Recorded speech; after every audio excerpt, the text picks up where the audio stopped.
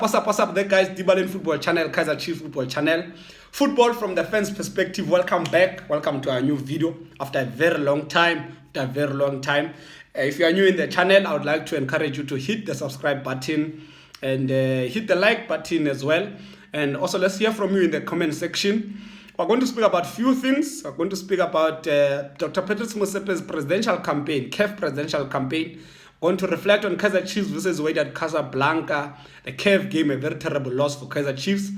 And yeah, let's get to the nitty-gritty. If we get into it, first thing, Dr. Patrice Motsepe last month, just a few days ago, 25th of February, presented his presidential manifesto, 10 points, presidential manifesto for CAF presidential campaign. And very interesting stuff, but there were concerns that it might be a bit too late. He waited up until every candidate that we mentioned in our previous videos has presented their own manifesto, and he was the last one, and people were sort of concerned that it might be too late. But yeah, his response is very understandable. He says, according to him, he's been meeting presidents of football associations across the continent, and has been trying, engaging different stakeholders, trying to consolidate this manifesto. And that's a 10 points manifesto, and trying to consolidate votes as well, So he says a manifesto that is presenting is sort of, a summary of everything that has been speaking about and consultation with different stakeholders. So there are things that I think are interesting in that manifesto that I think if you have a view, I'd like to hear from you what you think about them. And yeah, and part of the things that he mentioned, question of proper governance, proper accountable governance, and governance that has integrity. And those are issues if you as an African, you would understand the issues of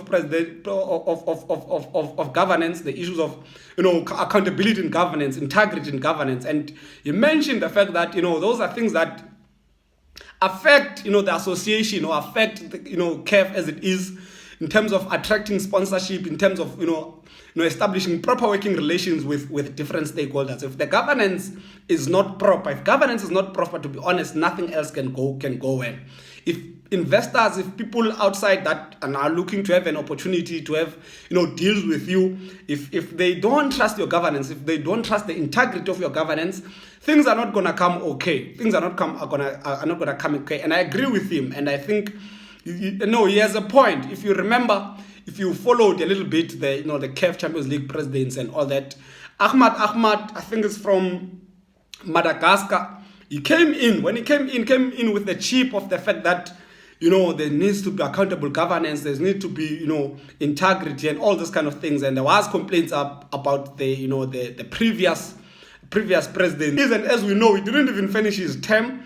He's suspended by FIFA, and there's a lot of issues around integrity and all that. Imagine that. So it's not a new thing. The fact that it's said by Dr. Patrice Motsepe, it's not a new thing. Africans know that, and it will be proven when in case he gets elected, in case he gets to implement whatever that is being speaking about.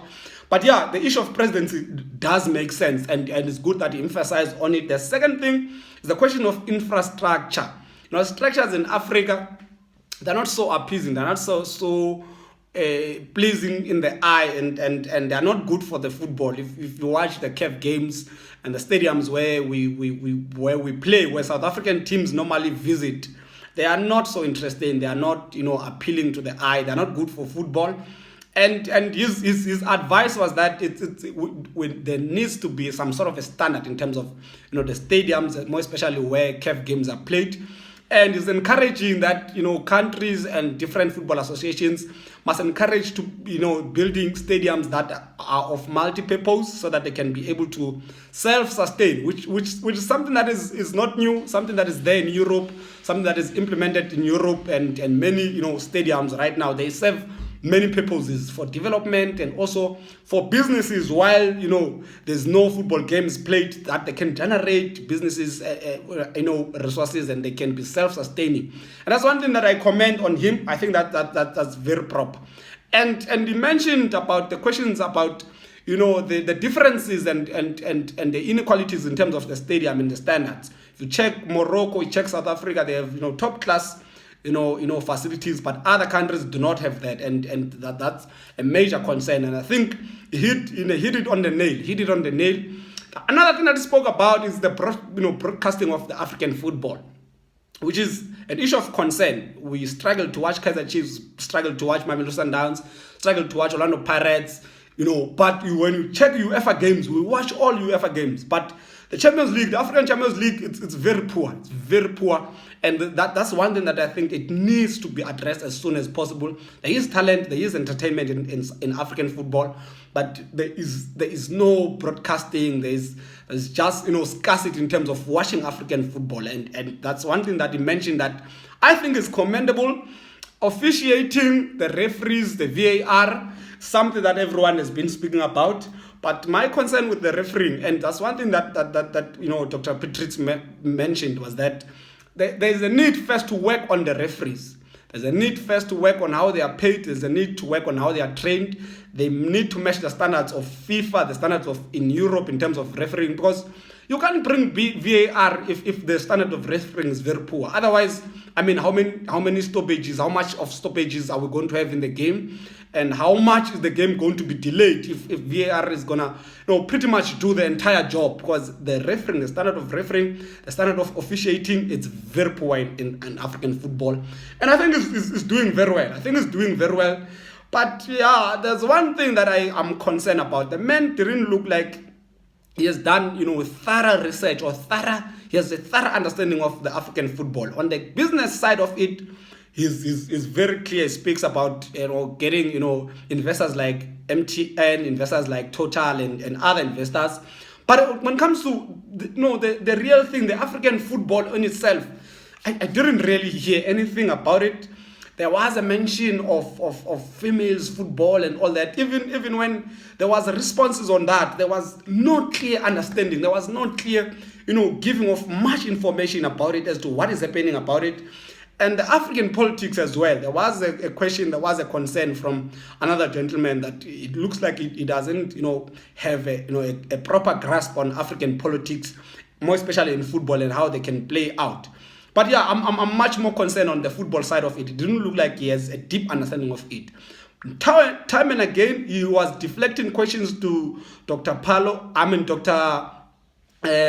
Khoza, to Minister Mthethwa, and also to Danny Jordan. Most of the questions that has to do with football, that has to do with the politics in Africa, he was deflecting them to those guys. Of course, it is his team. It's people that he trusts. They're going to assist him. But yeah, to me, it looked like he doesn't have a deeper understanding of those things. As much as, all of us, African football is a rarity to all of us. It's very scarce. The politics are very scarce.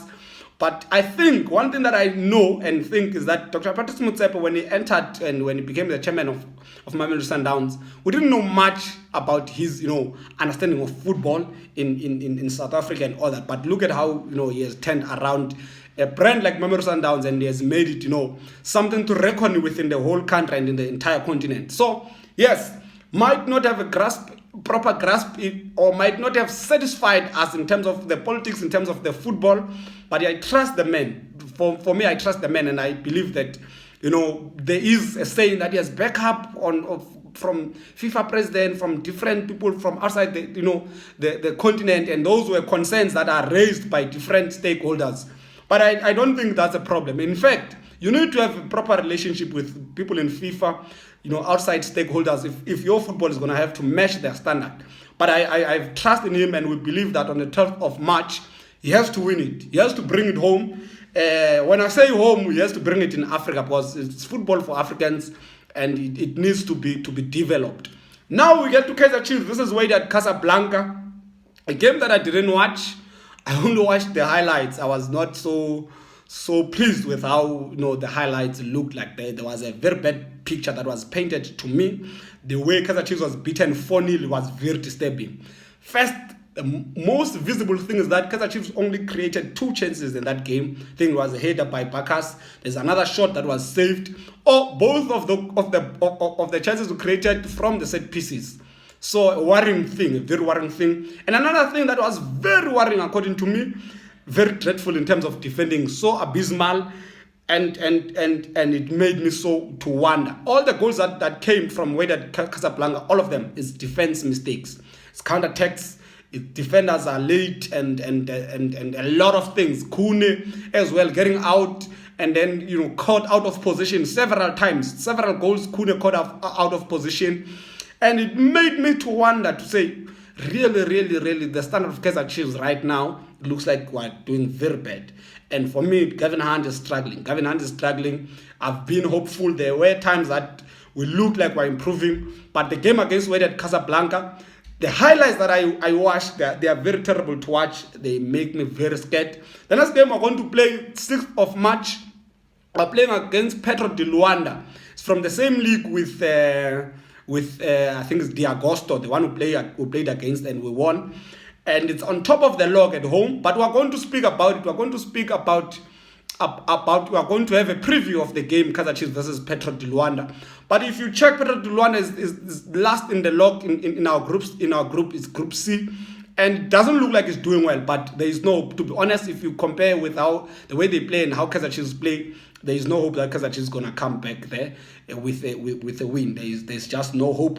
But we're going to do a preview. Otherwise, I would like to hear from you what you think about Dr. Patrice Motsepe's presidential candidate. Or if you listen to it, whether you're impressed and what you think. If there's gonna be changes, do you believe there will be changes? Because everyone can promise, everyone can make those kind of grand plans, but if there is no implementation, if there is no end product, then it is as good as nothing. And one thing that Dr. Patrice Motsepe, emphasized on is the fact that there must be an end product, there must be visible changes, and that's one thing that makes me to trust him. When it comes to Kaizer Chiefs, it's very bad. I think the less I speak about Kaizer Chiefs in this video, the better. Otherwise, from me, Dibalin Football Channel, Kaizer Chiefs Football Channel, football from the fans' perspective, love and peace.